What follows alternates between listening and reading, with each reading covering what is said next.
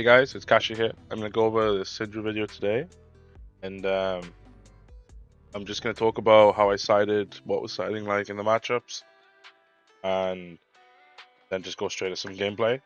All the gameplay today is me going first, so I'll be showing you the going second sideboard as well, but just know that the ones going for this one is going first. So we're going second. We run Black Tech. This is a good card to keep tempo and our advantage that we have from winning the dice roll. What we're currently testing is we only have one yellow orbs, which you'll see is different from going first. And that's so we can run more gas 2 blocks just to keep pushing damage against our opponent. If you feel like you want more 3 blocks of deck, you can trade it to the points for the spinnerets, like you'll see on our going first sideboard, which I'll just show now. The main differences from first and second are we run quick dodge. This just lets us have 6 value from our blue. When I feel like we're behind a bit, we need to like try and find value from what we can because the games are so short, and turning one of our blues into a 6 and kind of helping us stop a mask. So it's kind of like we can turn a blue into like a 6 that stops a mask, so it's like a 9. And it would be like a mask we couldn't have previously stopped if we weren't able to go like 2-2-2 on a bunch of chainlinks. Kind of the thought process. So we run the Orb Weavers because we're going first, so we just want to set up Graphene and turn 1 ASAP. When we set up Graphene and turn 1, we just have way nicer time, way stronger turns. Lets us like helmet to our like styles as much as we want. I wasn't doing this in the games you were seeing. I had CNC in there over the Sigil of Solace, but I felt like the CNC doesn't do much. It's a free block that barely gets played in like a way that's useful for me. I think the Sigil might just be a better way of just like gaining some life. And if I see it on turn 0, we're the happiest man, right? We're happy to just get like some free life sometimes. Maybe a little scary against Cindra because she does sometimes just push damage against you, so this could be a change that is incorrect. Use it as your own discretion. If you want to change this to anything else, I would understand completely. So, go for the first game. I claim my opponent. I go attack. We look at this hand. We have an Orb Weaver. We have Orb Weaver, Mark, and Tarantula. Sorry, the screen's away. It'll go away. So we wanted to. So I wanted to set up a Graphene. He blocked with the Fire Tenant. Because he blocked with the Fire Tenant, I was thinking that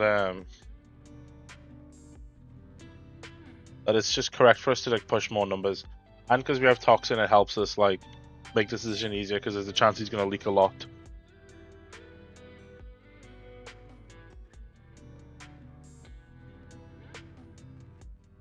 I said your game today against a friend of mine.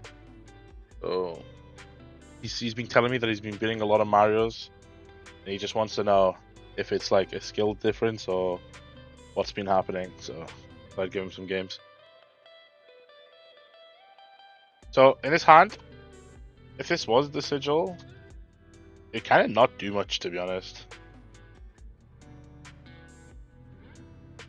The fact that it's a free block, because we join out with the other mark, and this hand isn't like function the way that I'm like happy with. My opponent's not marked, so these widows are a little bit worse. Probably gonna have to flick on the widow. I'm probably like looking to like try and stop his mask this turn because my turn's not that good. Then try and disrupt him with one of these mark the black widows. Maybe like one of them blocks, the other one doesn't. Maybe this blocks, and then I like keep an inertia with a cut. Maybe I even helmet here, just to like stop. We'll see what he does. If he does a free attack, I think I'm just gonna block with widow, and if he has like a way to juice me, he has a way to juice me. He does a 4. So I think a good thing to do here would be to go helmet, cut. If I roll 1, 2, 3, 4, I'm quite happy to have like a buffed widow interrupt my opponent. If I roll 5 or 6, I just have to accept I'm bad at the game. Maybe I could like pivot my line into something into like a weird one where I don't flick and I go like hitch this codex, attack with this slave, and then do the widow, gets a card from them, and then I also the other widow, and then my turn's a bit whatever, but I've kept them on 4 cards. That's like the low roll of using the helmet. I think I block with the widow because my mind was so mentally set on just block widow, block CNC, play widow from Arsenal. But I think it was more correct. If I'm blocking the helmet, I should just block the cut. Maybe I'm telling myself I'm playing on ancestral empowerment.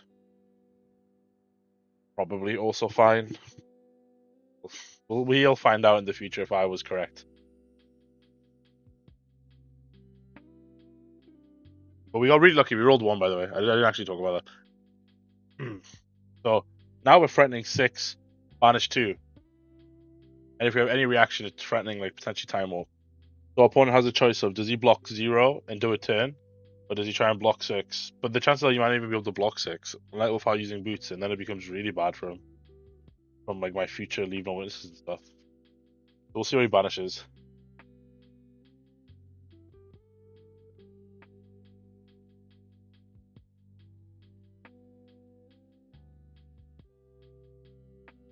Deep in the tank. That's a 2 block. So this plays towards the maybe he didn't have 2 free blocks access. He does block a free block, yeah. Like those could have blocked and you could have gambled that they did something, but it would have just been scary. So our hand now is 0 for 4, 0 for 4, 0 for 4, leave no witness codex. And we get to rebuy the clave we just bought. So where this is the no block hand, right? Even though our opponent has 3 cards, this just screams to me no block, because what we can do is we can go play, hitch the codex, rebuy, flick the clay for go again, then hit with the leave no witness. So we need our turn needs to, because we can't gamble. Like sometimes the Cindra has the moment where you see the reaction, you see like the ancestral or the throw, and you're like, oh my god, I've actually marked them. But you can't play your turn like that's gonna happen. We could in theory like block with the leave no witness and gamble that might happen, but I think it's just better to like let them just to like keep all these cards.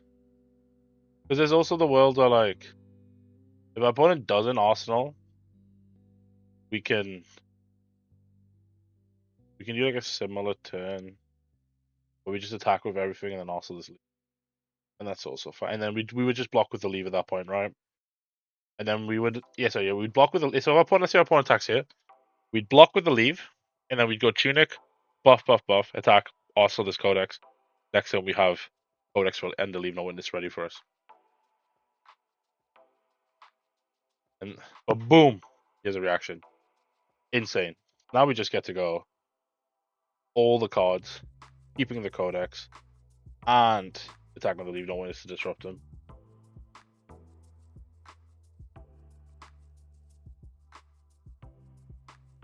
We're tanking if we actually want to buy the dagger.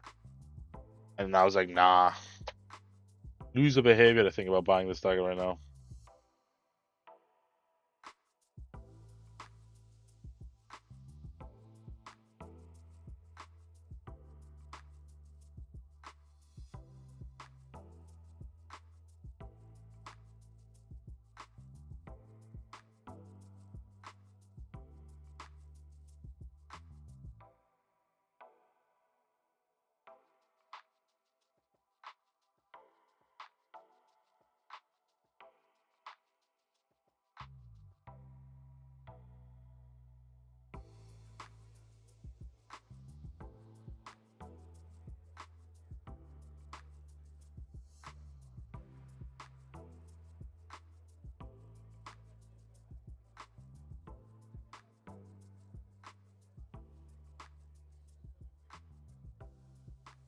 Once again, insane hand for us. We actually get another up sticks and run. So, but this time, because of the save of bloodshed, we will actually pay into it.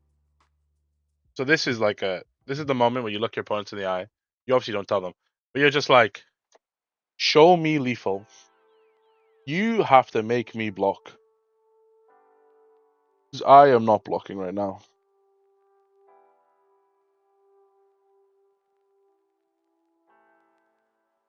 Kind of forgot what was in his hand, to be honest, I think, yeah. I know he sunk below 1.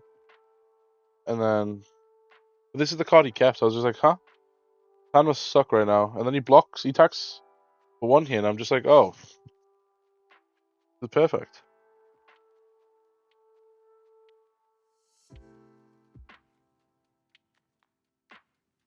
This game's just over. Like, we're gonna do like a massive turn into the Leave No Witness.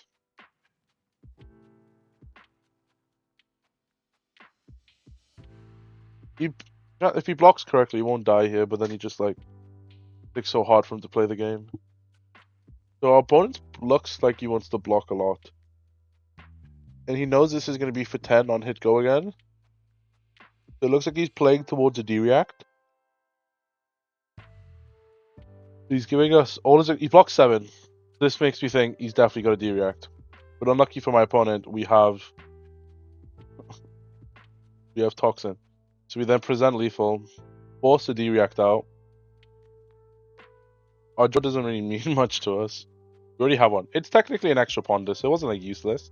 An extra frailty, so the card is also attacking is like so miserable. But we just get to push mobile.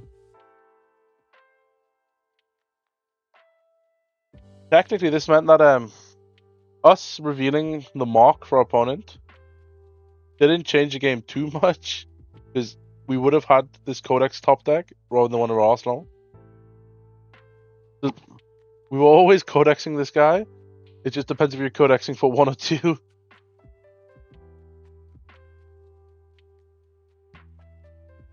Which is kind of funny. So, yeah. Game kind of turns out this.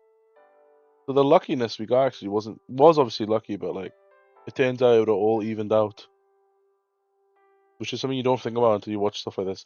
So we go Saber attack. We obviously don't show opponent that we have access to 2 Orb Weavers. We also don't want to show we have a reaction. Yeah. So my opponent could have blocked and then had this thing, but then like how do they even like play the game or win the game? So quick easy game.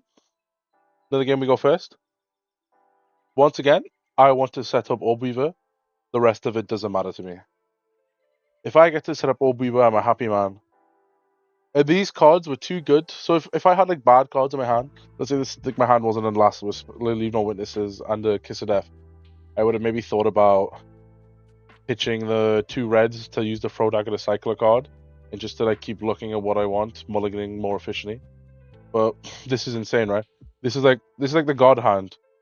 We have Kiss, Savor, Stains. We can just block, go into mode 1, make our opponent skip turn, draw a card, play a Leave No Witness afterwards. Like this is and we just healed free from Trapdoor. Like this game is already over on turn 0. But this is just like such an unfair sequence of events. We're obviously letting our opponent get the mask.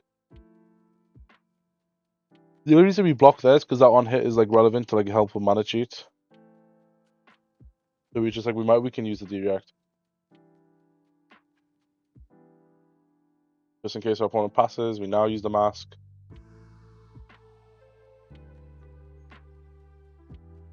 Opponent cycles a card for 1 damage. I can respect that. Probably worried it might die, so might as well take it in. So I remember he told me he feels in a good spot because he's got frailties and he's just happy to like play the game. Also that situation of my opponent cycling the ancestral is really key here, because if he arsenals a Draconic card, it means he could technically full block this turn and then attack and not lose his fealty. Where if he had the ancestral in his arsenal, let's say, and then I remove every card out of his hand here, how's he gonna? He would lose all his fealties. It's just something that was like quite useful. So yeah, he says no blocks. I asked him why did he not block, knowing the flick interaction. He goes, he did kind of forget about it, but then he said but he would still do it because I don't have go again legs. So he would probably just accept that maybe he's losing one card and a bunch of damage. But if he like blocks with everything, his turn's just unplayable. He was just hedging that he would only lose one card here. Because usually sometimes when you do this type of thing, your opponent just goes block 12 past turn. Not that would be that useful here because this is 13, but just something to think about.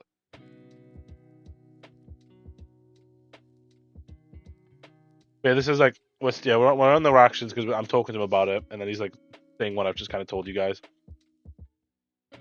But I was like, that all makes sense. But I feel so sorry for what I'm about to do.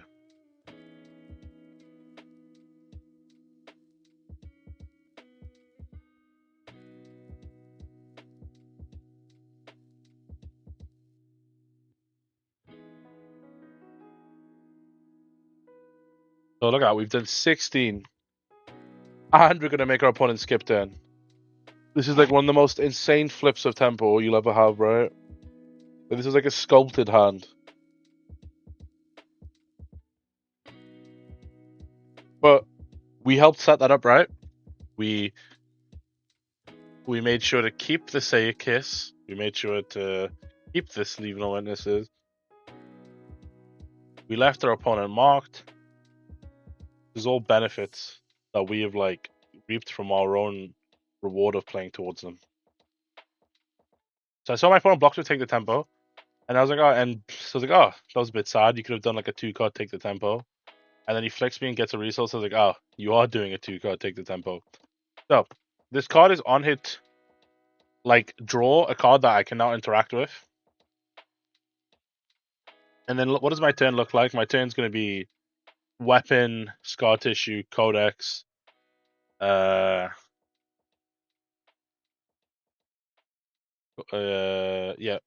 codex, leave no witness codex. Oh my god, I couldn't speak for a second. Sorry.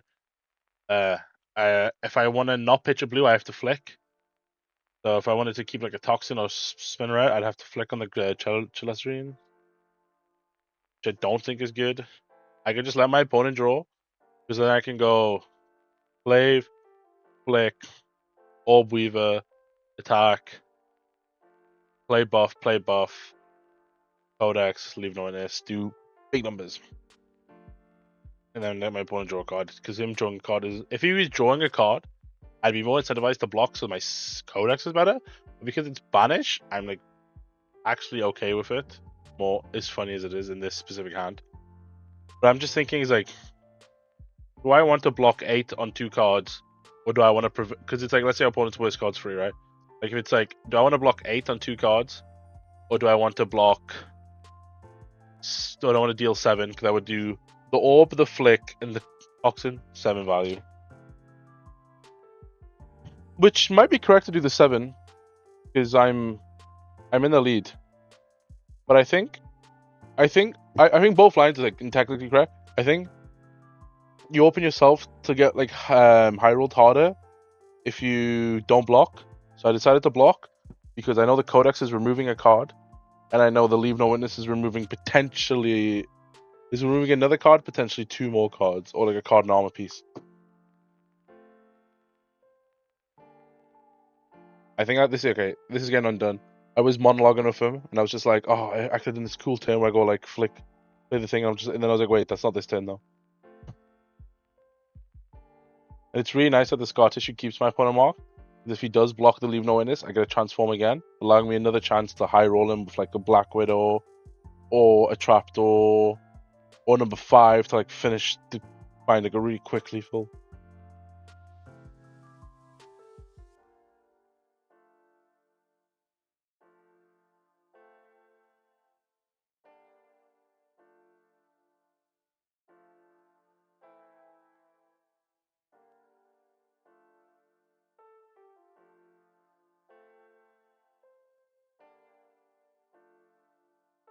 He has the sync below. But we've done our job. We've kept up 1 of 3 cards. If we want, we can stop masking it. Okay, so our opponent's hit us 3 times. We've drawn a card we want to block with the Den. And he started with an Art of Dragon Blood. We have a Tunic. We have Upsticks.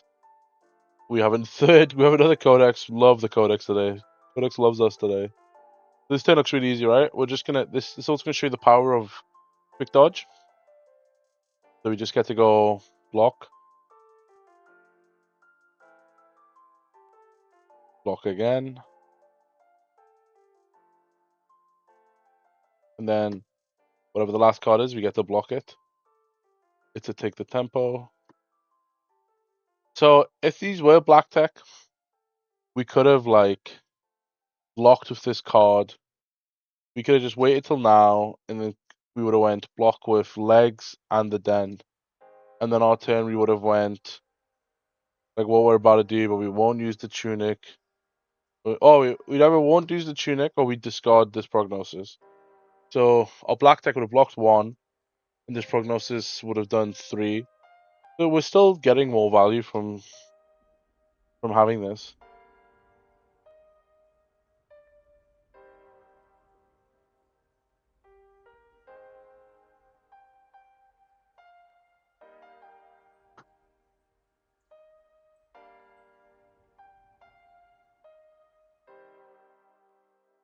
So we would have done this with 2 cards, which you could argue that would be scarier for our opponent if we had 2 cards here.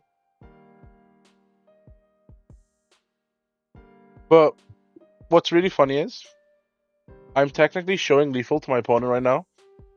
So this is 9, 10, 11, 12 if flicked, discard, 15, or to the point 16. So my opponent's like, if he does no blocks, he either goes to 1, and there's somewhere, and then if I'm running it to the point, he has some chance of death. So it's like, even though it doesn't look like I'm presenting lethal, this is technically lethal. So he blocks to like not die, and the cards can't convert too well. And then, as long as I don't have like a good follow up, maybe he does something to like kind of help claw the game back. But unfortunately for my opponent, I have one of the best follow ups against aggro.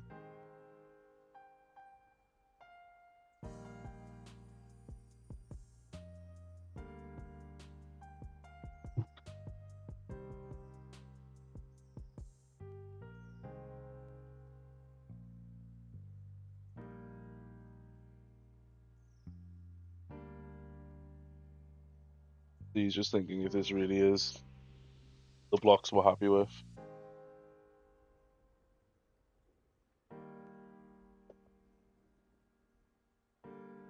I think he has a D-react because he was thinking if he wants to react on the last attack or save it. It looks like he decided to save it. We flick the Clave because he full blocks the 4 and we'd want to go in the next turn with him marked.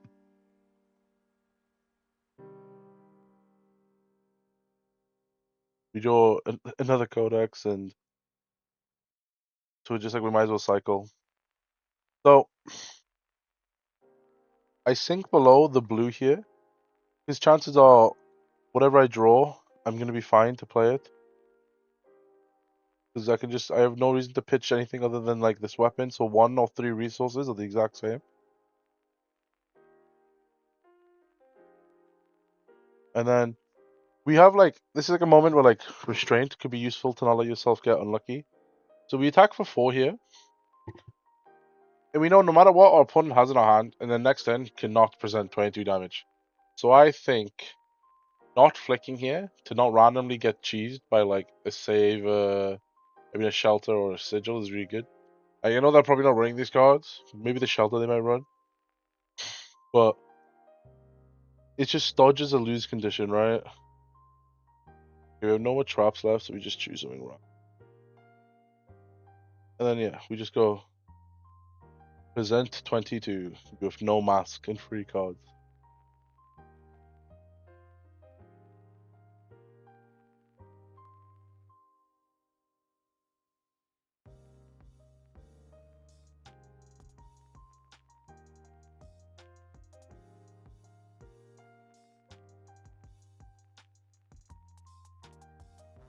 Also 11 is just so hard. Our opponent had 10 block. They give us literally everything and then just die. 17 value turn. So like that game we drew hot, right? Like I'm not gonna pretend, I'm not gonna downplay it. But we like set ourselves up to draw hot, which is quite important.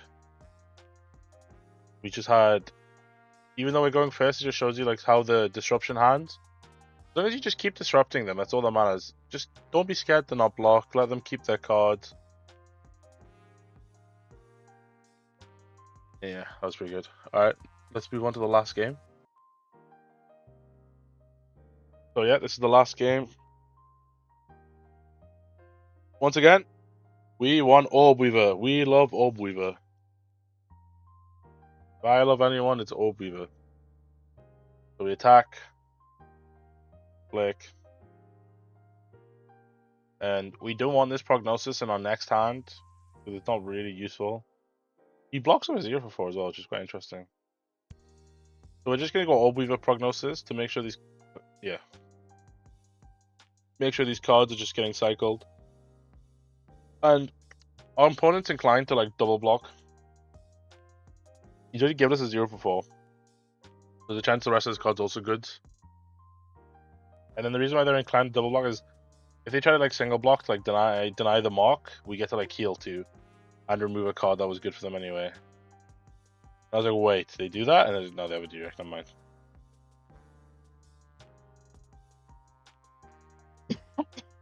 This hand is like, brother, this was the day for me, huh?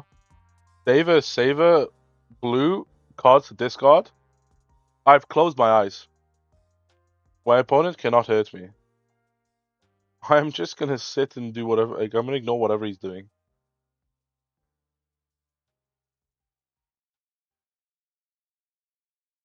Like, the only thing that, like, if he does like a breaking point, I might have to block. I could go like helmet block, keep the same like setup, and then just go like saver in attack with the clave, and then whatever I draw I can discard onto the graphene, or if I have to graphene to draw, I can then go leave no witness, discard the cards I draw if he doesn't block it again. Then I even still have flick to just decide which ones I want to do. So I feel like most of you guys would be fine. Like, this is like, you just have to send no blocks. Doesn't matter. Turns out he doesn't have go again. The mask really doesn't matter.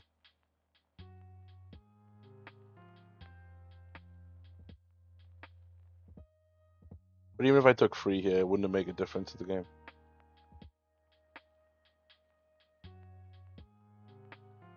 Oh, it's perfect. We get to go dagger for 5, which then marks, then attack with our clave. Then attack with our leave no to then have more disruption. It's just, ends have just been amazing.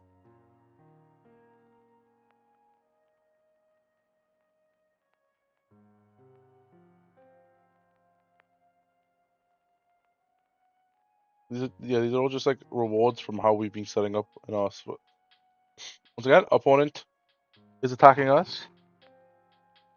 This is a good place to do legs, because there's a good chance it can help deny the mass trigger. I think I realize after this attack I should probably legs him. I can't remember if we undo though. I'm like, yeah, why am I not legs it? Like, I have this blue that's gonna do not much anything, and then he has the free card hand, so the blocking the mass trigger is really simple.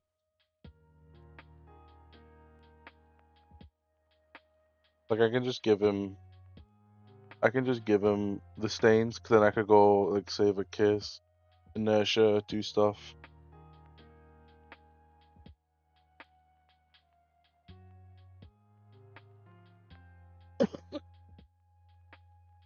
Also, my opponent has like a 4 attack at the end.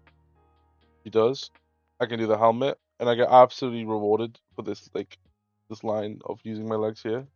So these last 2 games are showing you when these legs like really nice. It's just like sealing the value. And then look, bang. And that turn we just did last game, we get to run it back. We get to go 13, discard a card, attack, flick, discard again, please. It's just insane for us.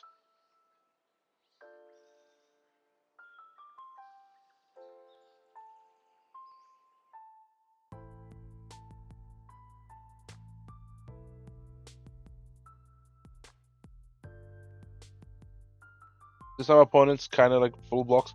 We don't use the Widow. We just go again. And we're going to attack with the Graphene.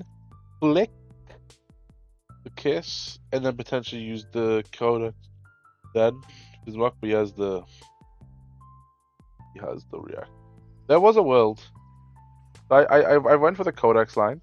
But he has no cards left. I kind of wanted to cycle this Codex. I understand I'm giving him a card, but I don't mind giving him one card because he can't do much. It's like, I think I might have been worth to discard it just because the Kiss has an on-hit. But leaving him marked was really exciting for me at the same time. So I was just like, I was playing into like more variance here, where I was happy to go weapon, flick the Kiss, Kiss is 2 value. I could discard it then as well, if I want. The more I think about it, I think I should discard it, because I could have got 4 value, attacked them, flicked again, so it would have been 7 damage afterwards. So it'd be 20, and then it'd be minus 3, so it'd be 17. Oh wait, no, I'm doing bad maths. It'd be 18 minus 3, 15. Yeah. Instead I do it for like I'm gonna just call this the fun line. And it's CNC. So in the last game, CNC wasn't bad for us because it blocked free. And in this game, CNC, if this was the sigil, would heal us free, which would be quite good. So opponent here is thinking, does he want to block one, defend against his potential on-hit draw? But we can also flick the draw, and we can also just have hit a reaction, and then he's wasting his chest. Like it could potentially nothing. So it wasn't worth it. So he lets us hit. I'm sat there, hands praying. Draw blue. It's not blue, and it's unplayable, and I've lost Tunic, and I've lost CNC. I was like, this is the most well-deserved punish I've seen anyone ever get in their life. The opponents save us for fun just because. I mean, fealties for fun just because they're going to die anyways. Then not to cycle because our entire hand is playable. It's not like super sexy, but it does the job.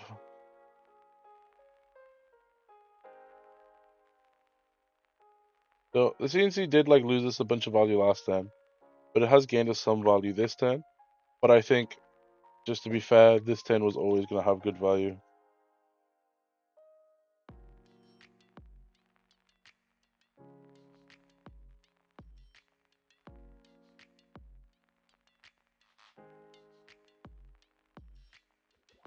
Yeah, we just Codex. Make him choose, then CNC, then ponder new cards.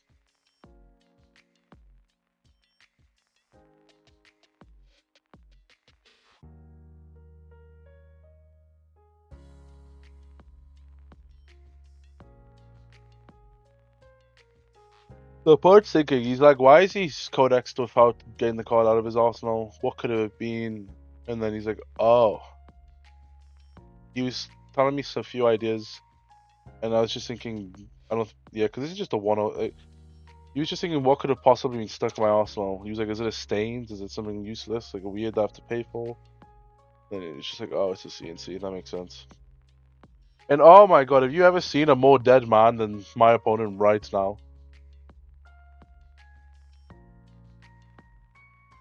He doesn't have the fealties, so Snatch can't be Draconic for go again. This is like, oh my days. Also, I'm about to do something that's gotta be terrifying when you play against somebody. Like, if you're fighting someone and they just pitched a 0 for 4, you're like, wait, I'm just dead.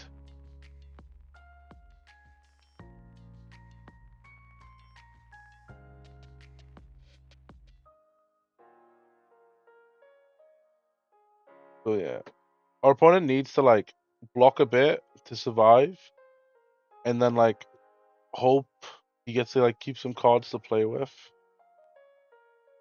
But this attack presents lethal, so no matter what, he has to block with at least one card. Because we get to go flick, put him to 10, gets marked, goes up to 10 value, and then reacts to like +3. And then yeah, but like there's just no hope, right? Like we're just So much number.